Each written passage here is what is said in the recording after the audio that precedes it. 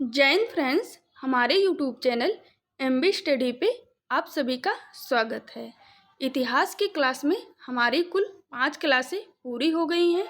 अब देख लेते हैं उन क्लासों से मुख्य रूप से जो क्वेश्चन बनते हैं। तो ये हमारा पहला प्रैक्टिस सेट है। तो अब देखते हैं क्वेश्चन आंसर पहले प्रैक्टिस सेट के। तो पहला क्वेश्चन है, पृथ्वी पर मानव उत्पत्ति कब और किस काल में हुई? पृथ्वी पर मानव उत्पत्ति कब और किस काल में हुई? तो ऑप्शन है, पहला ऑप्शन है नूतन काल, प्रतिनूतन काल। दूसरा ऑप्शन है नूतन काल। तीसरा ऑप्शन है सोनोजोइक टर्सरी युग के प्लायोसीन कल्प में। चौथा ऑप्शन है नियोजोइक चतुर्थ युग के प्लेस्टोसीन कल्प में। तो इसका जो सही जवाब होगा, सही जवाब क्या है? तो इसका सही जवाब है ऑप्शन सी। ऑप्शन सी मतलब सोनोजोइक टर्सरी युग के प्लायोसीन कल्प में पृथ्वी पर सर्वप्रथम मानव की उत्पत्ति देखने को मिली। और किस महाद्वीप में मिली? तो अफ्रीका महाद्वीप में मिली। पृथ्वी पर जो मानव की उत्पत्ति हुई वो सबसे पहले सोनोजोइक टर्सरी युग के प्लायोसीन कल्प में हुई और अफ्रीका महाद्वीप में हुई। अगर इसी क्वेश्चन की जगह पे ये पूछा जाए कि भारत में मानव की उत्पत्ति कब हुई, किस काल में हुई, तो हो जाएगा ऑप्शन डी। ऑप्शन डी मतलब नियोजोइक चतुर्थ युग के प्लेस्टोसीन कल्प में। तो ये हो गया हमारा पहला क्वेश्चन। अब देखते हैं अगला क्वेश्चन, मानव का पालना किस महाद्वीप को कहा जाता है? मानव का पालना किस महाद्वीप को कहा जाता है? ऑप्शन है यूरोप महाद्वीप, ऑस्ट्रेलिया महाद्वीप, अफ्रीका महाद्वीप, एशिया महाद्वीप। तो इसका जो सही जवाब है वो है हमारा अफ्रीका महाद्वीप।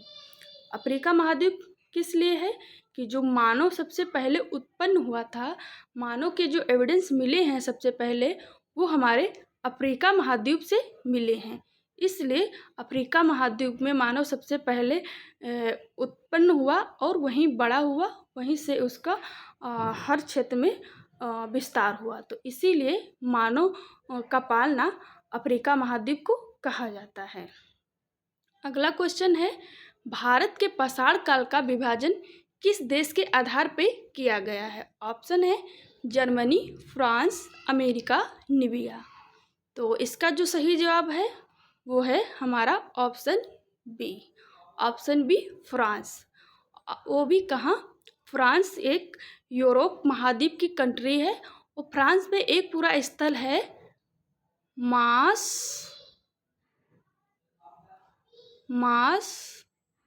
द आजी। फ्रांस में एक पूरा स्थल है जिसका नाम है मास द आजी। इस पूरा स्थल से जो मानव के पाषाण काल का काल मिला है, वहीं से इसका विभाजन किया गया है। और भारत का जो विभाजन किया गया है फ्रांस के देश के आधार पे ही किया गया है। जो पाषाण काल का विभाजन जैसे फ्रांस में किया गया है, सेम वैसे ही हमारे भारत के पाषाण काल का विभाजन किया गया है। तो हमारे भारत के पाषाण काल का विभाजन जो किया गया है वो फ्रांस कंट्री के आधार पे किया गया है। फ्रांस ने कहाँ से किया है? तो फ्रांस में एक पूरा स्थल पड़ता है मास द आजी, उसके आधार पे किया है। तो ये हो गया हमारा क्वेश्चन। अगला देखते हैं है, इतिहास किस भाषा का शब्द है? इतिहास किस भाषा का शब्द है? तो आंसर है अरबी, यूनानी, संस्कृत, ग्रीक। इसका जो सही जवाब है वो है ऑप्शन डी ग्रीक। इतिहास जो है ग्रीक भाषा के हिस्टोरिया शब्द से बना है। तो इतिहास ग्रीक भाषा का शब्द है। अगला क्वेश्चन देखते हैं, हिस्ट्री शब्द का प्रयोग सर्वप्रथम किसने किया? तो ऑप्शन है हेरोडोटस, मेगास्थनीज, कौटिल्य, स्मिथ। जो सही जवाब है इसका वो है ऑप्शन ए हेरोडोटस। अगला क्वेश्चन देख लेते हैं, इतिहास का पिता कहा जाने वाले हेरोडोटस की पुस्तक का क्या नाम है?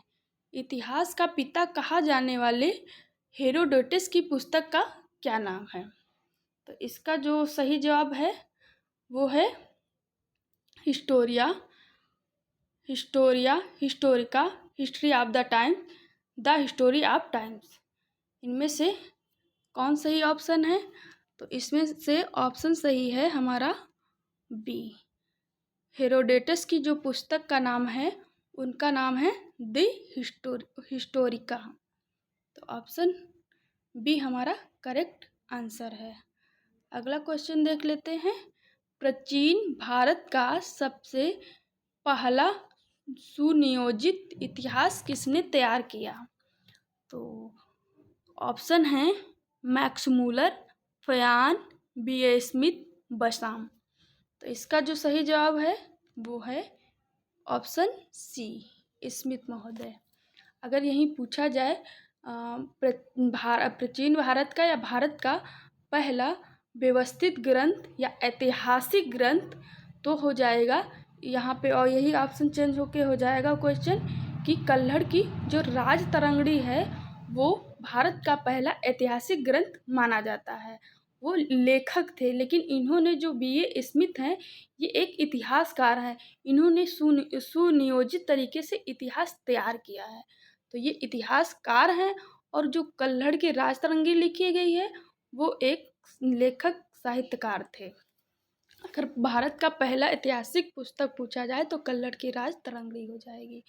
अगला ऑप्शन देखते हैं क्वेश्चन। इतिहास विज्ञान है, ना कम ना ज्यादा, कथन किसका है? ऑप्शन है कौटिल्य, हेरोडोटस, ब्यूरी, कोई नहीं। तो इसका जो सही जवाब है ऑप्शन सी, ब्यूरी। अगला क्वेश्चन देखते हैं। सिक्कों और अभिलेखों के अध्ययन को क्या कहा जाता है? सिक्कों और अभिलेखों के अध्ययन को क्या कहा जाता है? Anthropology, numismatics, epigraphy. Option D है बी और सी। तो इसका जो सही जवाब होगा वो होगा हमारा ऑप्शन डी। ऑप्शन डी का मतलब सिक्कों के अध्ययन को क्या कहा जाता है? तो सिक्कों के अध्ययन को न्यूमिस्मेटिक्स कहा जाता है। और अभिलेखों के अध्ययन को क्या कहा जाता है?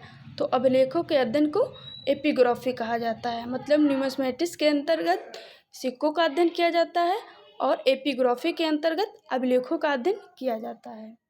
अगला क्वेश्चन। इतिहास लेखन का सबसे बड़ा स्रोत कौन है? इतिहास लेखन का सबसे बड़ा स्रोत कौन है? ऑप्शन है साहित्य स्रोत, मूर्त स्रोत, पुरातात्विक स्रोत, अभिलेख स्रोत। तो इसका सही आंसर क्या होगा? इसका सही आंसर होगा ऑप्शन सी, पुरातात्विक स्रोत। पुरातात्विक स्रोत कैसे होगा कि जो हमारे भारत के इतिहास लेखन के स्रोत हैं तो उन स्रोतों में से कुल 99.9% जो इतिहास हमारा लिखा गया है वो पुरातात्विक स्रोतों के आधार पे लिखा गया है। बाकी जो साहित्य स्रोतों पे लिखा गया है वो 0.1% लिखा गया है। मतलब बहुत बड़ा हिस्सा एक पुरातात्विक स्रोतों के अंतर्गत लिखा गया है। अब अगला क्वेश्चन देख लेते हैं। आग की खोज कब हुई? ऑप्शन है मध्य पाषाण काल, नव पाषाण काल, पूरा पाषाण काल, उच्च पाषाण काल। तो इसका जो सही जवाब होगा वो क्या होगा? ऑप्शन सी, पूरा पाषाण काल।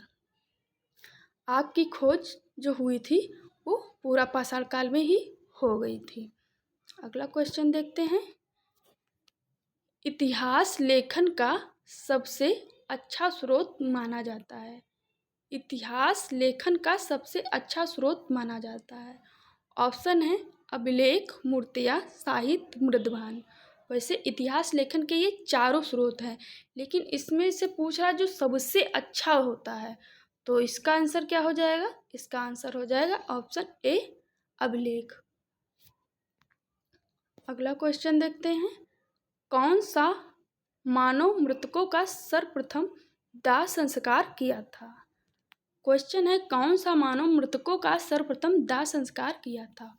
ऑप्शन है रामापिथिकस, ऑस्ट्रलोपिथिकस, निएंडरथल और शिवापिथिकस। तो इसका सही ऑप्शन होगा वो होगा हमारा सी। सी मतलब निएंडरथल मानव। निएंडरथल मानव ऐसा मानव था जो सर्वप्रथम अपने मृतकों का दाह संस्कार करता था और मृतकों के साथ दैनिक उपभोग की वस्तुएं भी रखता था। ये मानव ऐसा मानव था जो अपने जीवन काल में अपने जीवन के हर क्षेत्र में आग का प्रयोग करता था। अगर आग का सर्वाधिक प्रयोग करने वाला मानव पूछा जाए तो वो निएंडरथल मानव है। और इस मानव में सर्वप्रथम वर्ग विभाजन की लक्षण देखने को मिलते हैं। अगर मानव उत्पत्ति पे देखना, इस निएंडरथल मानव की बहुत सारी विशेषताएं हैं। इसको जानने के लिए आप मेरा वीडियो जो है मानव उत्पत्ति विकास को पढ़ेंगे तो आपको ये सब चीज़ें क्लियर हो जाएंगी। अगला क्वेश्चन देखते हैं, राष्ट्रवादी इतिहास लेखक कौन है? राष्ट्रवादी इतिहास लेखक कौन है? तो ऑप्शन है D.R. Bhandarkar, James Mill, R.C. Majumdar, option D, A और सी।